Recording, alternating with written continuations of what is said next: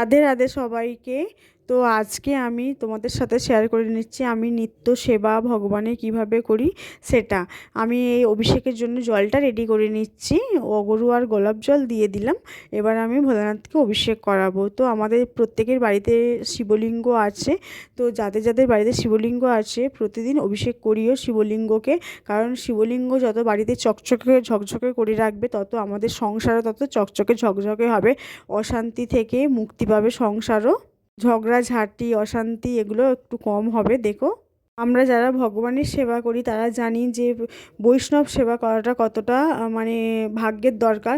তো আমাদের ভোলানাথ পরম বৈষ্ণব, তো আমরা তো প্রতিদিন ভোলানাথের সেবা করতেই পারি। যাদের যাদের বাড়িতে শিবলিঙ্গ আছে অবশ্যই প্রতিদিন শিবলিঙ্গকে অভিষেক করাবে। একটু গঙ্গা জল দিও, মাথায় ফুল না বেলপাতা দেবে, বেলপাতা না পেলেও অন্তত ফুল দেবে। দেখবে তোমরা অনেকটা মন থেকে শান্তি পাচ্ছ বা ভক্তি আসছে। এবার আমি আমার গোপু সোনাকে অভিষেক করিয়ে নেবো। দেখো, তো ওদের সাথে আমি আমার একটা নিজের কথাই শেয়ার করছি। আমি যখন গোপাল সেবা করতাম না, মানে মাঝে মাঝে পুজো করতাম, এগুলো করতাম, কিন্তু যখন থেকে মানে আমি গোপাল সেবা করছি, গোপাল এলো আমার বাড়িতে আমার কাছে, তখন থেকে না মানে মনে একটা আলাদা ভক্তি জন্মালো। আর যখন থেকে আমি গোপাল সেবা করছি সবথেকে বড় কথা আমার মনে না একটা শান্তি, মানে মানুষ বলে না টাকা পয়সা বাড়ি গাড়ি এটা চাই ওটা চাই তবে আমি সুখী হব, তবে আমি শান্তি পাবো।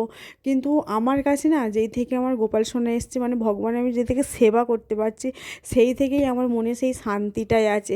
আচ্ছা, আসল সুখটা কি? তুমি মানে শান্তিতে থাকবে, মানে সুখে থাকবে। আসল সুখটা হচ্ছে কি?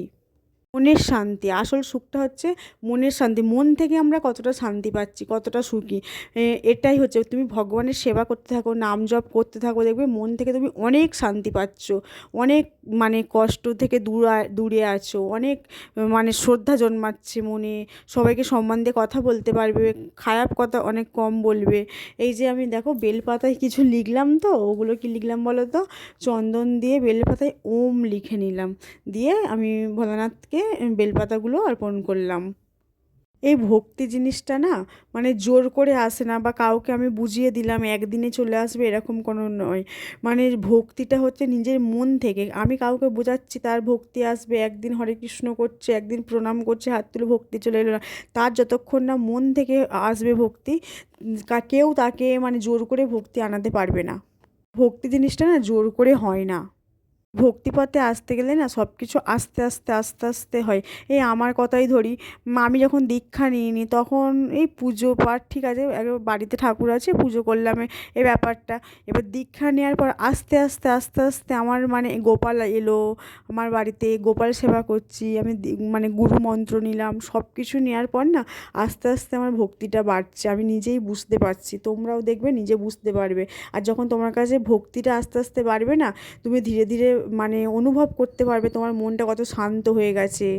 সারাদিন সংসার সামলে যদি তুমি এক ঘন্টা ছাড়ো, যদি 30 মিনিটও ভগবানের কাছে সময় দাও না, ওই সময়টুকু তোমার জন্য যেন খুব মূল্যবান সময় হবে। কারণ ওই সময়টুকু যখন তুমি ভগবানের কাছে থাকবে না, তোমার মনে হবে যেন মানে তুমি খুবই সুখী, তোমার থেকে সুখী আর কেউ নেই। ভগবানের কাছে যখন থাকবে তোমার মন একদম শান্ত থাকবে, তোমার সব কিছু দূরে থাকবে, তোমার থেকে সব কিছু চিন্তা ভাবনা। তাই বলি মানে সবাইকে যে একটু একটু করে ভক্তি করতে শুরু করো। ভক্তি করা মানে এই নয় যে বাড়িঘর ছেড়ে চলে যাব, স্বামী সন্তানকে ভুলে থাকবো, সংসার ভুলে থাকবো, এরকম। সংসারের মধ্যে থেকেই আমরা ভগবানের চিন্তা করব, সংসারের মধ্যে থেকেই আমরা ভগবানের সেবা করব, এটা আরও ভগবান খুশি হয়। তো যাই হোক, অনেক কথা বলে ফেললাম। দেখো তোমাদের সাথে কথা বলতে বলতে আমি ফুলগুলো সাজিয়ে নিয়েছি, আমার মোটামুটি ফুল সাজানো হয়ে গেছে। এবার ভোগ দেবো আর আরতি করব। তো তোমরাও একটু ভক্তিপথে আসো, ভগবানের সেবা করো, সংসারের থেকেও একটু একটু যে 10 মিনিট পাচ্ছ 10 মিনিট দিয়ে 5 মিনিট পাচ্ছ 5 মিনিট, অনেক জীবন মানে সুখের হবে, অনেক জীবন পাল্টে যাবে। আমার জীবনে লাড্ডু গোপাল আসার পর তো আমারও জীবন পাল্টে গেছে। আমি এখন খুবই ভালো আছি ভগবানের কৃপায়। ভগবানের চরণ সেবাই যেন সারা জীবন করে যেতে পারি, আমার এটাই কামনা ভগবানের কাছে, যেন সারা জীবন রাধা গোবিন্দ চরণ সেবা করে যেতে পারি, এটাই আমার প্রার্থনা। তো চলো করে নিচ্ছি।